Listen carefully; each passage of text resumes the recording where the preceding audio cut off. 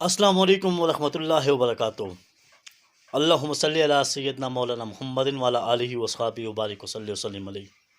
الصلاۃ والسلام علیکہ یا رسول اللہ وعلی آلہ وصحبہ یا حبیب اللہ۔ کل میں نے دور یزید ثانی کا ایک منظر دیکھا ہے۔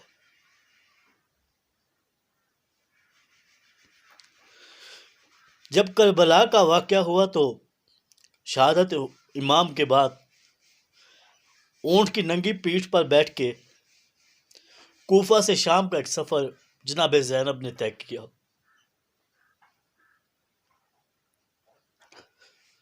اور ابن زیاد کے دربار کے بعد جناب اس لعنتی یزید کے دربار میں جناب زینب پہنچی۔ کل وہی منظر تاریخ نے دہرایا۔ حسینیت کے مشن کے علمبردار جناب ارشد شریف کے قتل کے بعد ان کی والدہ ویل چیئر پر سپریم کورٹ پہنچی۔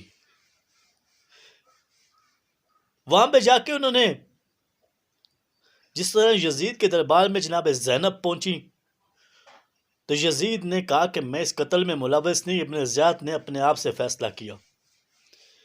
وہی منظر پھر ایک دفعہ دہرایا گیا کہ سپریم کورٹ نے ابن زیاد ثانی کو سپریم کورٹ کے اندر ابن زیاد ثانی نامزد ہو رہا ہے۔ میں اب یہ سوال پوچھنے کا حق رکھتا ہوں کیونکہ تمہارے جو جتنے شوق تھے تم نے پورے کر لیے۔ بنانا کیا، بے لباس کیا، تشدد کیا، قتل کیا، سب کچھ کر دیا تم لوگوں نے۔ آخر تمہیں ایک ایک شخص سے اتنا خوف کیوں ہے کہ اتنے کمزور اور بزدل ہو تم کہ تم ماؤں کی گودیں اجاڑتے جا رہے ہو، سہاگنوں کے سہاگ اجاڑتے جا رہے ہو، بچے یتیم کرتے جا رہے ہو؟ کیا یہ ملک تمہارے باپ کی جاگیر ہے؟ میں یقین مانے کہ میں نے جب کل رات کو اماں جی کی وہ ویڈیو دیکھی، میں دل چیر کے دکھانے کی چیز نہیں ہوتی کہ میں کس کیفیت میں تھا۔ میں نے محسوس کیا کہ اگر میں اس وقت بحیثیت باپ یا بحیثیت بیٹا یا بحیثیت بھائی اس طرح عدالتوں میں دھکے کھاؤں انصاف کے لیے تو میرے اوپر کیا گزرے گی۔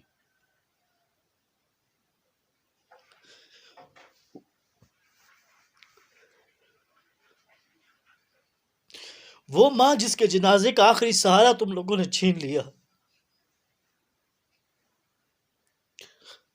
کیونکہ ایک بیٹے کی شہادت پہلے ہو چکی تھی، شوہر پہلے انتقال کر چکا تھا۔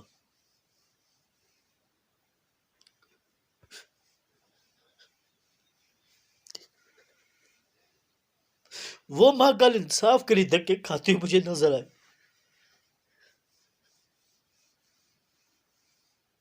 یہ ملک تم لوگوں نے ہمارے لیے جہنم بنانا شروع کر دیے۔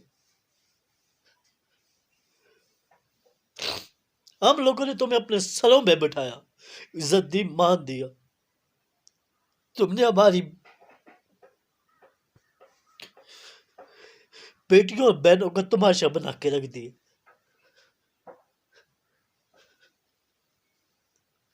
سوچو ارشد شریف کے ان بچوں کا کیا قصور تھا جو یتیم ہوا؟ اس کا اپنا کیا قصور تھا؟ وہ اپنی ایمانداری سے اپنی پروفیشن کے ساتھ لائل تھا، سنسیئر تھا کہ اس کی کٹی پھٹی لاش اس کی ماں کو نصیب ہوئی۔ آج وہ اس ماں کو تم لوگ اتنا حق نہیں دے رہے کہ اپنی مدعیت میں ایک مقدمہ درج کرا سکے۔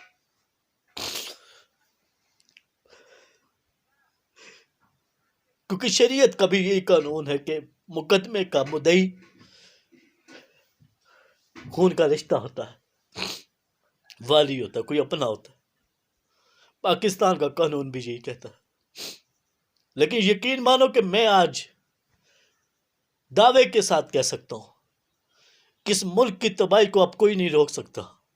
اگر اسی طرح مائیں اپنے بچوں کے انصاف لینے کے لیے ایوان عدل کے بعد دھکے کھاتی نظر آتی رہیں گی تو انشاءاللہ مجھے وہ وقت دور نظر نہیں آ رہا جب اقتدار کی ایوانوں میں زلزلے برپا ہوں گے۔ میں نے آج اس درد کو اپنے اوپر محسوس کیا